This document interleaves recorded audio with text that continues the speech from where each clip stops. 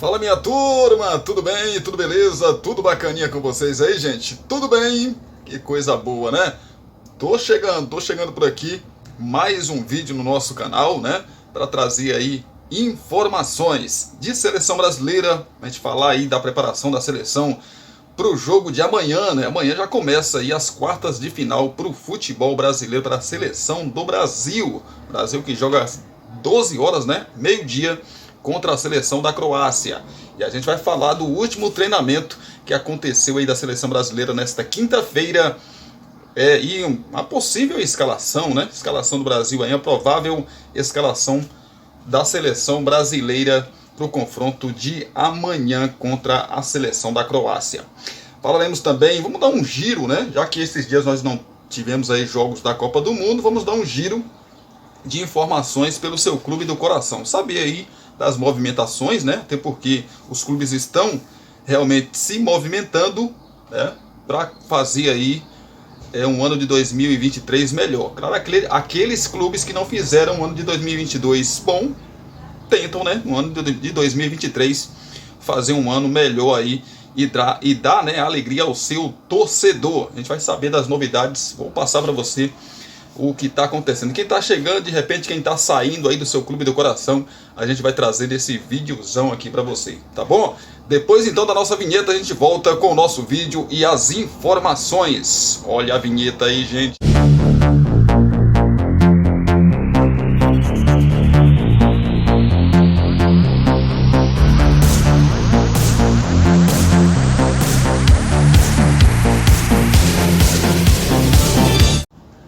Pois é, gente, vamos lá então, depois da nossa vinheta, agora vamos de informação para você que está ligado com a gente. Já falei aqui que a gente vai falar nesse vídeo, né, sobre o seu clube do coração e também, principalmente, sobre a nossa seleção brasileira. Brasil, repito, joga amanhã, meio-dia, né, no horário de Brasília, para ver se passa aí, eu acredito que vai passar, né, para a semifinal da Copa do Mundo. É a Copa do Mundo se funilando aí, né? Funilando, chegando na sua reta decisiva. Falar então da seleção brasileira com dúvida na lateral esquerda. Tite fecha treino da seleção após 20 minutos e não mostra escalação. É o Tite e os seus mistérios, né, gente? Pois é. A seleção brasileira encerrou nesta quinta-feira a preparação para o duelo das quartas de final da Copa do Mundo contra a Croácia. Amanhã, sexta-feira, às 12 horas, meio-dia, né, no horário de Brasília, no estádio da Cidade da Educação. O técnico Tite liberou apenas os primeiros 20 minutos do treino aí para a imprensa acompanhar. A principal dúvida aí na escalação brasileira é na lateral esquerda. Em recuperação de lesão no quadril, Alexandro treinou com o grupo e não apresentou aí nenhuma restrição de movimentos. Então, novidade aí, né, rapaz? O lateral foi desfalque, né, as duas últimas partidas e, segundo o técnico Tite, a tendência é que ele não comece o jogo contra a Croácia. Se isso for confirmado, Danilo será escalado mais uma vez na lateral esquerda. Vale lembrar que o Brasil não pode contar aí com o lateral esquerdo Alex Telles, que sofreu uma lesão no joelho e já viajou, né, à Espanha aí para iniciar a sua recuperação. Então, a provável escalação aqui da seleção brasileira é a seguinte: Alisson no gol, Éder Militão ou então Alexandro, a dúvida ainda que a gente acabou de acompanhar aqui, Thiago Silva, Marquinhos e Danilo, Casemiro, Lucas Paquetá e também o Rafinha. Os atacantes, né, lá na frente, os caras que resolvem a parada, né, gente? Pois é, Richarlison, o Pombo, né, e também o Neymar e o Vini Júnior. Esse o provável time do Brasil aí para o confronto contra a Croácia. No período em que os jornalistas tiveram aí acesso, né, foi possível ver o aquecimento e o trabalho em campo reduzido sem divisão de reservas e titulares. É os mistérios aí do técnico Tite, né, evidentemente para não dar armas para o adversário, no caso para a Croácia. Eu estou esperando um jogo bem difícil, viu, gente? Tudo bem que semana passada eu falei aqui, o jogo contra a Coreia do Sul, gente, vai ser difícil, vai ser complicado, não vai ser fácil. E o Brasil, não que o jogo foi fácil, mas o Brasil facilitou, né, gente? Com aquele gol no início do Vinícius Júnior, acabou aí com toda a esperança da seleção coreana, né? Que ela teve que sair um pouco mais, abriu mais espaço para o Brasil. E o Brasil, a gente sabe que tem jogadores rápidos, habilidosos, e tendo espaço para jogar facilita muito mais, né? Se o Brasil conseguir também aí contra a Croácia um gol nos primeiros minutos, vai facilitar muito a vida do Brasil. Mas eu espero um jogo bem difícil, um jogo duro, até porque quem joga contra a seleção brasileira vem fechado, não vai para cima de todo jeito. Não vai, gente. Vem ali atrás, segurando e saindo, né? Escapando ali uma hora ou outra para que, quem sabe, uma bola parada, né? Consiga aí um gol e se retrancar mais ainda lá atrás. Mas o Brasil está no caminho certo aí. Acredito eu que o Brasil, mesmo sendo um jogo difícil, jogo complicado, acho que o Brasil vence esse confronto aí. E vou até chutar um placar aqui, 2-0 Brasil. Esse confronto aí do Brasil contra a Croácia amanhã. Claro que no vídeo de amanhã, né, a gente traz mais informações aí da seleção brasileira. A gente traz mais informações para você que está ligado com a gente. Além do jogo da seleção brasileira, tem mais jogo, né? Amanhã, o jogo do Brasil meio-dia e o jogo os outros jogos, né? Acontecem também amanhã e sábado, né? Os outros jogos aí da Copa do Mundo, das quartas de final. Holanda e Argentina se enfrentam, né? Daí sai o possível adversário do Brasil, se o Brasil passar pela Croácia, tomara Deus que passe, né? Pela Croácia, o Brasil enfrenta Holanda ou Argentina, que se enfrentam às 16 horas no horário de Brasília de amanhã. Pois é, jogão também, né, gente? Jogão de bola aí. Holandeses e argentinos se enfrentando mais uma vez na Copa do Mundo. E os outros jogos, né, os outros 2 jogos, eles acontecem no sábado. O Marrocos, meio-dia contra Portugal, e às 16 horas, Inglaterra e França. Meus amigos, só jogão, né? Essa parte da Copa do Mundo, só jogão. Claro que a gente tem aí a surpresa, né? Eu não esperava o Marrocos chegar nas quartas de final, sinceramente, não esperava. No meu achismo, né, que a seleção da Espanha iria passar, mas a Espanha não foi competente o suficiente para derrotar o Marrocos, né? Pois é, então o Marrocos merecidamente está aí nas quartas de final contra Portugal. Portugal que vem aí de uma vitória massacrante, né? Vamos colocar assim, contra a seleção da Suíça. 6-1 nas oitavas de final. Eu não falei, mas deixa eu falar agora para você que está aí com a gente. Deixa o seu like, né, gente? Deixa o seu like aí para que o YouTube entenda que mais pessoas precisam assistir aqui o nosso vídeo.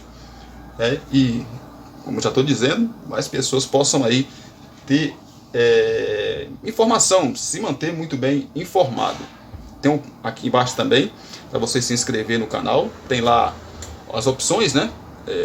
Clica em todas, para que sempre que postarmos aqui os nossos vídeos, você possa receber a notificação aí de que foi postado vídeo, né, aqui no nosso canal, tá bom, gente? Pois é, deixa o seu like aí, comente também se você está gostando, né? Se você acha que o apresentador aqui precisa melhorar de alguma maneira. A gente está sempre aqui, né, contando aí com a sua companhia, com a sua audiência aí, né? E também, evidentemente, com o seu comentário, o que é que você está achando pra gente, é muito, mas muito importante mesmo. Como eu já digo sempre, o canal tá pequenininho ainda, mas a gente trabalhando aqui, a gente espera que o canal vá crescer aí cada vez mais e mais. Não é fácil, gente, não é fácil, né? Porque é um trabalho bastante, suado, né? Vocês estão vendo aí, bastante suado, mas é gostoso trazer vídeo para vocês aqui, informações para vocês aí, tá bom? Comentem aí, de repente você quer também que eu traga algum assunto aqui, a gente traz, a gente debate algum assunto aqui, de algum clube do coração, outro assunto que não seja futebol, enfim, pode ficar à vontade para comentar aí, que o assunto que você pedir a gente vai buscar e trazer para você. Ainda falando de Copa do Mundo, né? Fala da seleção espanhola que tá fora da Copa do Mundo, né, rapaz? E mandou seu técnico embora. Despediu aí o Luiz Henrique. Luiz Henrique deixa a seleção após eliminação na Copa e Espanha anuncia Luiz de la Fuente. Despediu um, despediu um Luiz e contratou um outro Luiz. Sai o Henrique e entra o De La Fuente. Sai Luiz Henrique, entra Luiz De La Fuente. Mas gostam de Luiz, hein, rapaz? Luiz Henrique não é mais técnico da seleção da Espanha. O anúncio aconteceu nesta quinta-feira pela manhã, no horário de Brasília, após a chegada aí do treinador em Madrid. O presidente da federação, Luiz Rubiales. É por isso que contrata Luiz, né? O técnico, ex-técnico Luiz, o atual técnico Luiz, e o presidente também chama Luiz. Rapaz, interessante curiosidade, né? E o diretor esportivo José Francisco Molina foram os responsáveis aí por transmitir a decisão do treinador. O novo comandante será Luiz de la Fuente, que estava na seleção sub-21. De la Fuente tem 61 anos e desde 2013 está nas categorias de base aí da seleção espanhola, conquistando aí a Europa sub-20, né? Aliás, sub-21 e a sub-19 neste período. Entre a relação entre Luiz Henrique, o comandante, havia firmado aí contrato até o fim desta Copa do Mundo e teria o futuro definido somente após o término da disputa. A Espanha, mesmo após estrear com a goleada por 7-0 aí, rapaz, terminou eliminada nas oitavas de final nos pênaltis para Marrocos. Diante aí deste cenário, né, a direção esportiva da Federação da Espanha enviou ao presidente um informe determinando, na verdade, o início de um novo projeto para a seleção, com o objetivo de continuar o crescimento alcançado nos últimos anos, graças ao trabalho realizado por Luiz Henrique e seus colaboradores. Pois é, rapaz, Luiz Henrique então não é mais o técnico da seleção espanhola. Sai Luiz Henrique, entra Luiz de la Fuente. E assim, ele falou demais também, Luiz Henrique, né, rapaz? Meu amigo, colocou nos ombros aí dos jogadores um peso gigante. Já disse isso aqui, mas a gente reitera novamente, né, que foi um peso gigante que eles colocaram aí nas costas dos jogadores da Espanha, que, vamos colocar assim, 90, acho que até mais, né? O cento da seleção espanhola aí é de jovens.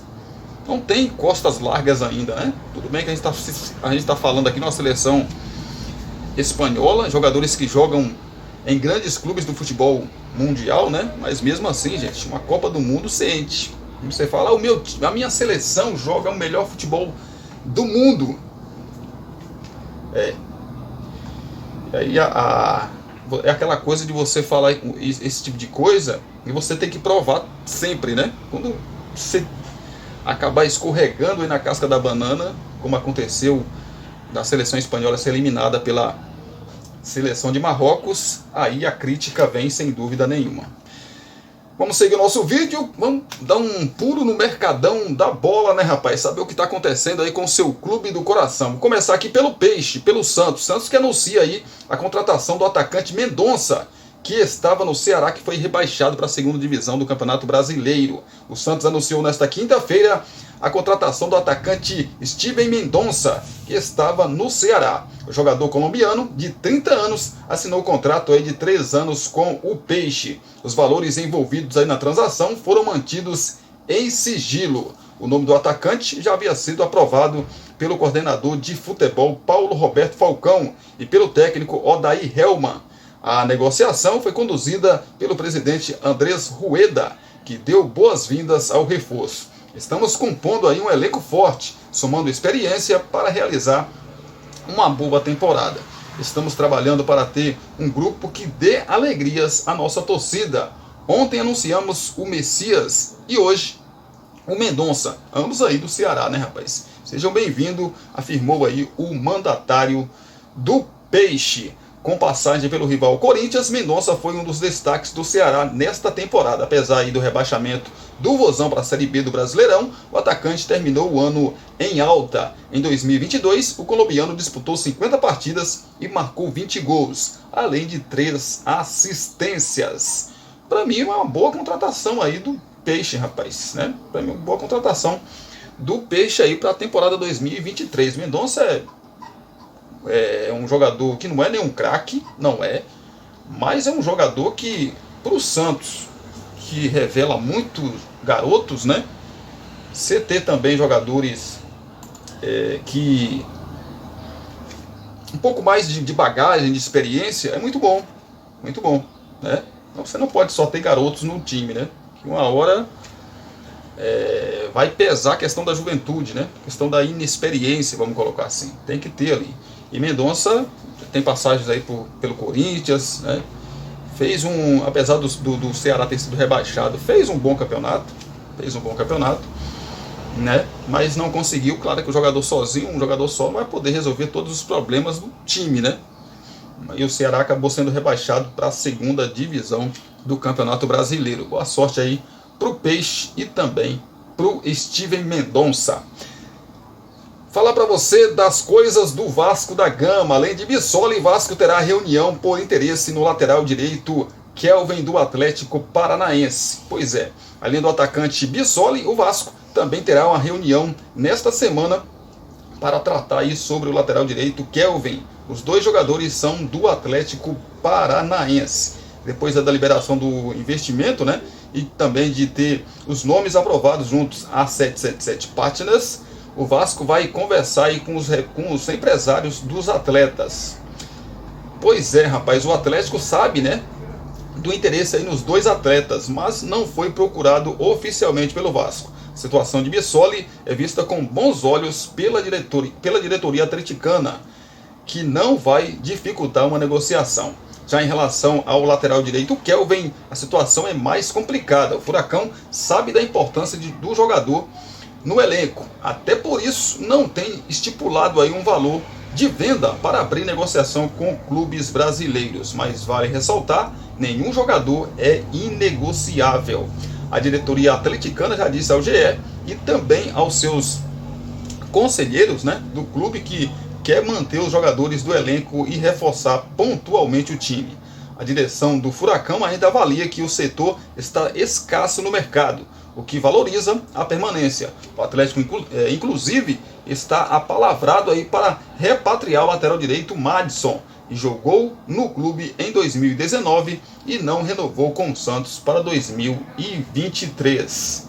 Pois é, o Bissoli fez um campeonato muito bom, né? Pelo Avaí. Apesar do Avaí ter sido rebaixado, o Bissoli marcou 14 gols. Tudo bem que 9 deles foram de pênalti, né? Mas Bissoli foi muito bem. O jovem Bissoli, né? Um jogador jovem ainda, 23, 24 anos, vai fazer 24 anos. E pode sim, se pensando em composição de elenco, né? Muito bom. Eu tive a informação de que, como diz a matéria aqui, o Vasco ainda não fez uma proposta para contar com o futebol do Bissoli, né? Mas o Atlético Paranaense, por esse jogador, não dificultaria aí a negociação. A informação que eu tenho é que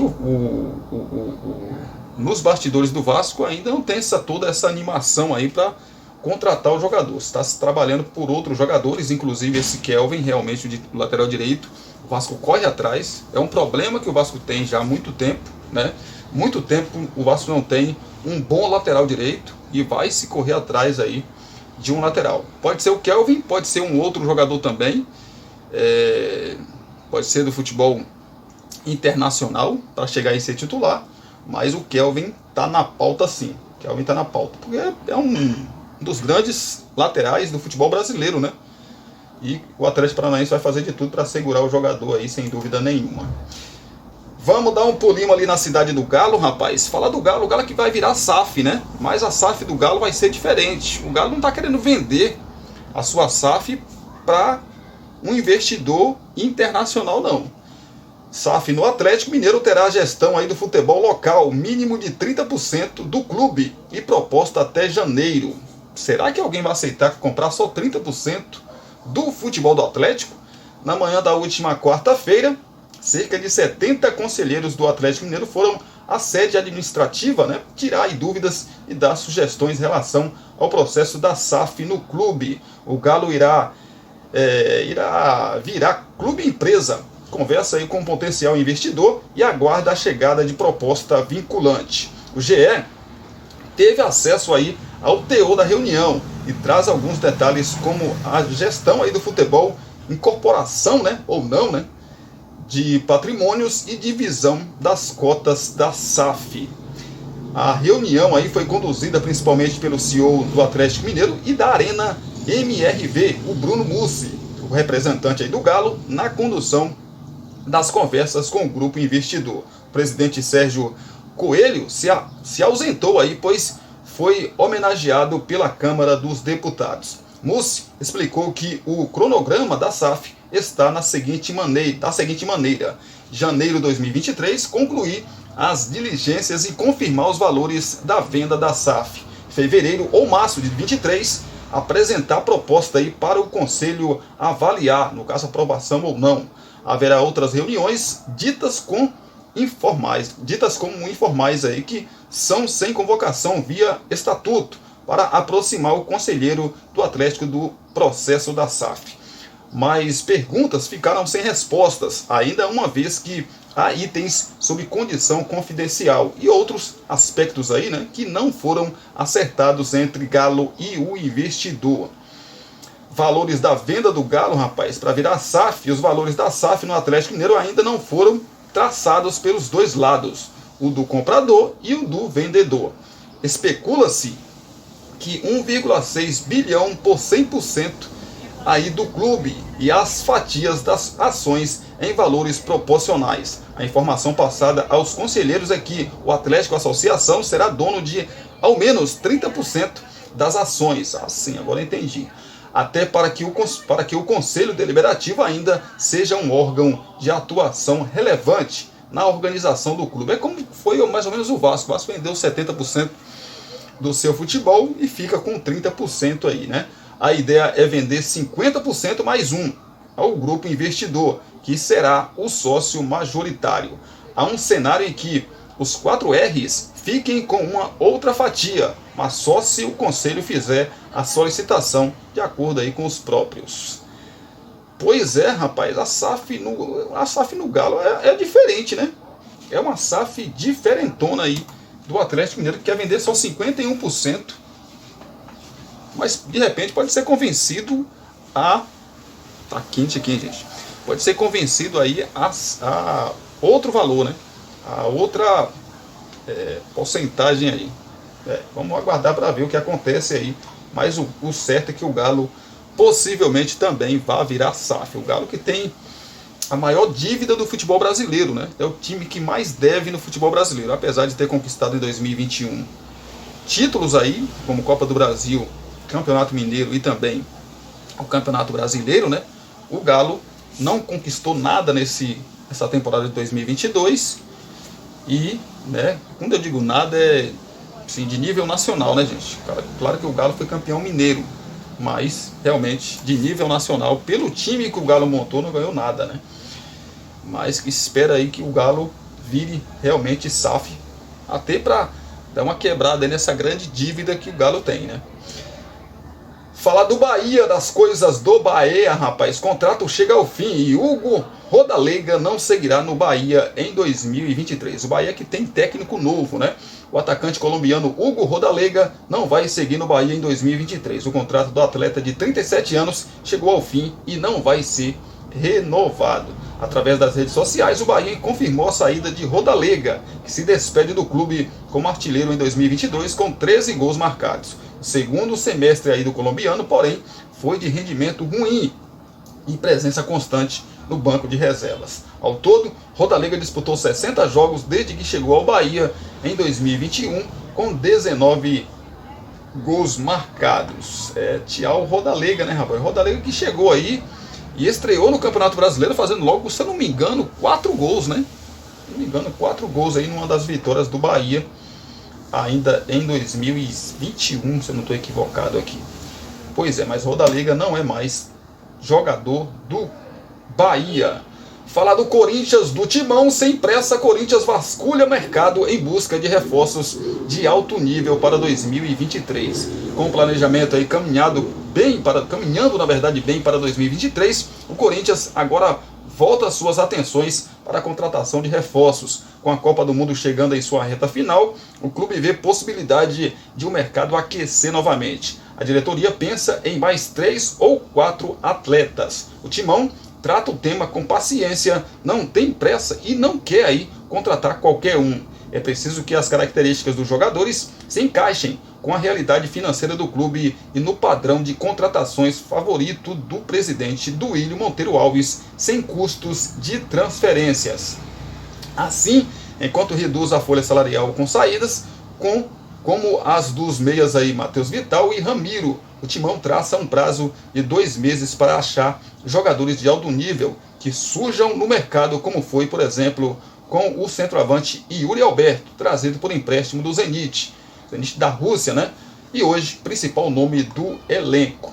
Pois é, assim é de se imaginar, né, que o elenco corintiano deverá estar fechado apenas no fim de janeiro. Após o início do Campeonato Paulista, isso deve acontecer. Até lá, o Timão também seguirá tentando viabilizar a permanência do volante Maicon, cujo empréstimo do Shakhtar Donetsk se encerra em 31 de dezembro. Por hora, são 2 reforços já contratados em vias de serem anunciados.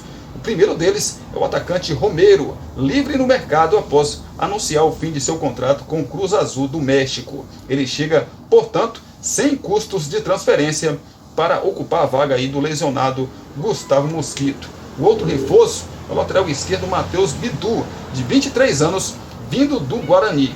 O jovem jogador, né, chega para disputar espaço com Lucas Piton e suprir eventuais ausências aí de Fábio Santos, que viverá seu último ano como atleta profissional de futebol. Ao longo da temporada, a diretoria também terá a árdua missão aí de contratar Yuri Alberto, que jogo após jogo acaba se valorizando no mercado. Esse é considerado o principal reforço para 2023, já que no segundo semestre que acontecem aí os principais jogos da temporada. O centroavante está emprestado pelo Zenit da Rússia até o fim de junho. No clube russo, Gustavo Mantuan e o goleiro Ivan devem ser aí usados como moeda de troca para quem sabe, né? Quem sabe o Timão continuar aí com o grande Yuri Alberto. Falar do Flamengo, né, rapaz? Flamengo que briga aí contra Vasco, contra Botafogo e contra Fluminense. Tiveram até uma reunião ontem. Na verdade, ontem, né? Tiveram uma reunião ontem aí na FERJ, né? Para decidir os direitos de transmissão, valores, mas o Flamengo tá assim irredutível, rapaz. O Flamengo não quer de jeito nenhum, né, receber menos que, aliás, igual, né? Não quer receber igual direito de transmissão que Vasco, Botafogo e Fluminense, não. O Flamengo pedia 18, agora tá pedindo 20 milhões aí, né, para a federação e para a empresa, né, que faz aí a transmissão, que distribui, na verdade, a transmissão do Campeonato Carioca. Meu amigo. Vamos falar de outro assunto aqui do Flamengo, né? Braz explica a busca do Flamengo por Gerson e acerto com Vitor Pereira. Abre aspas, muito bem encaminhado, fecha aspas. No Catar para acompanhar a Copa do Mundo, o vice-presidente de futebol do Flamengo, Marcos Braz, foi em um evento da CBF, né? Nesta quinta-feira, e comentou sobre os principais assuntos do clube. Entre eles, a contratação do técnico Vitor Pereira, que se despediu do Corinthians, mas ainda não foi oficializado como comandante rubro-negro em 2023. O que realmente aí está faltando, então, já que todo mundo fala que o Vitor Pereira já está certo com o Timão. É um assunto muito bem encaminhado com o Vitor Pereira. Eu acredito muito que em 2023 ele será o comandante. A gente tem alguns pontos jurídicos que a gente requer cuidado. A gente vai seguir os aconselhamentos que nos passaram, afirmou o Braz. O contrato de Vitor Pereira com o Corinthians termina no fim deste mês. E ele falou também em renovações, né? A gente renovou já com Davi Luiz, Léo Pereira, com Felipe Luiz para a próxima temporada. Alguns jogadores a gente entendia que acabou o ciclo. A gente está no mercado tentando fazer outras contratações. Falou também da negociação por Gerson e ele disse o seguinte: a gente tem uma situação do Gerson, que é uma situação muito difícil. Existe o desejo do jogador, do empresário e do Flamengo, mas existe uma conta a ser fechada nesse processo. O Flamengo respeita muito o Olympique de Marselha, que foi nosso parceiro quando vendemos o jogador. Com calma, vamos ver se a gente consegue estruturar essa contratação. Falou também sobre o Caio Jorge. Alguma chance do Caio Jorge no Flamengo? Comigo, pelo menos, a gente nunca tocou nesse nome. É um excelente nome de alto nível, mas não teve nada. E o planejamento do Flamengo para a próxima temporada? Flamengo, nesses últimos 4 anos, teve resultado esportivo bem acima da média, até da média histórica do Flamengo. Ganhamos 2 Libertadores em 3 finais. A gente continua trabalhando, se estruturando, vendendo jogador para pagar as contas. Diferentemente do que as pessoas falam, o Flamengo ainda precisa vender jogador para que o encontro de contas, né, no final do ano seja satisfatório. A gente cumpre os orçamentos. É com esse equilíbrio que a gente vai sempre buscando manter o nível altíssimo na área esportiva e cumprindo os seus deveres na área financeira. É o planejamento do Flamengo, né, rapaz? Que com cautela, né? Pelo menos aqui o dirigente está com muita cautela, né? E é evidentemente que tem que ser assim mesmo. Tem que ser assim mesmo. E o sonho ainda de trazer Gerson, né, rapaz? Trazer Gerson aí para a nação, né, rapaz? Seria uma contratação assim maravilhosa, um presente de Natal aí, de Ano Novo para o flamenguista, espetacular. Ia passar, se o Flamengo confirmar a volta de Gerson, né? O torcedor do Flamengo vai ficar com um sorriso aqui, ó, de queixo a queixo, né? Vai passar o Natal, o fim de ano aí, o Réveillon, rindo à toa. Falar do Grêmio, né? Falar do Grêmio, do Tricolor Gaúcho. O Grêmio volta aos trabalhos nesta quinta-feira com caras novas e expectativas por mais reforços. A partir das 15 horas desta quinta-feira, o Grêmio inicia oficialmente a preparação para a temporada 2023. Depois de 35 dias de férias e sob nova direção, o grupo aí de jogadores se reapresenta no auditório aí da Arena, com 4 contratações confirmadas e lacunas a serem preenchidas. Desde a última partida oficial, vitória por 3-0 sobre o Brusque, o clube passou por mudanças. Romildo Bolzan, o Bolzan Júnior, né, deixou a presidência após 8 anos e deu lugar a Alberto Guerra. Além das alterações aí no Conselho de Administração, houve trocas no Departamento de Futebol, também categorias de base e Departamento Médico. O Executivo ainda não foi contratado. A Comissão Técnica, capitaneada aí por Renato Portaluppi, terá o acréscimo do auxiliar Marcelo Salles, ex-Flamengo.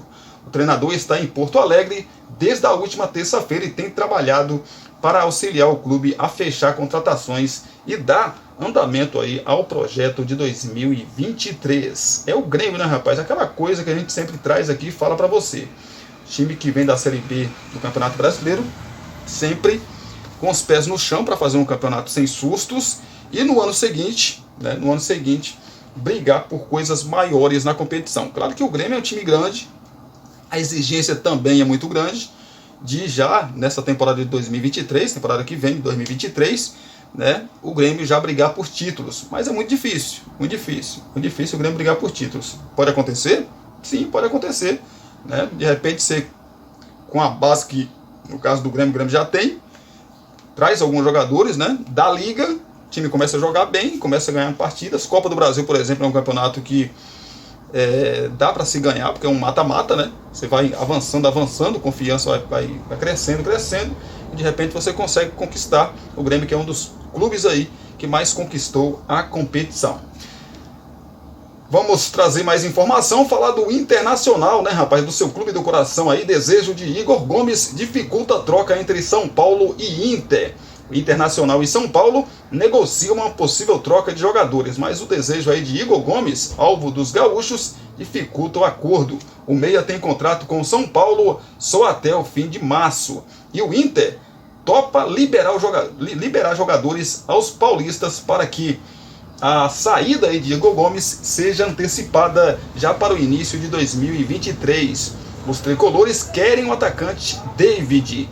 Pois é, Igor Gomes, porém, ainda deseja se transferir para a Europa e, por isso, ainda não foi convencido a defender o Internacional em 2023. Ficar sem contrato daqui a pouco menos de 3 meses, né?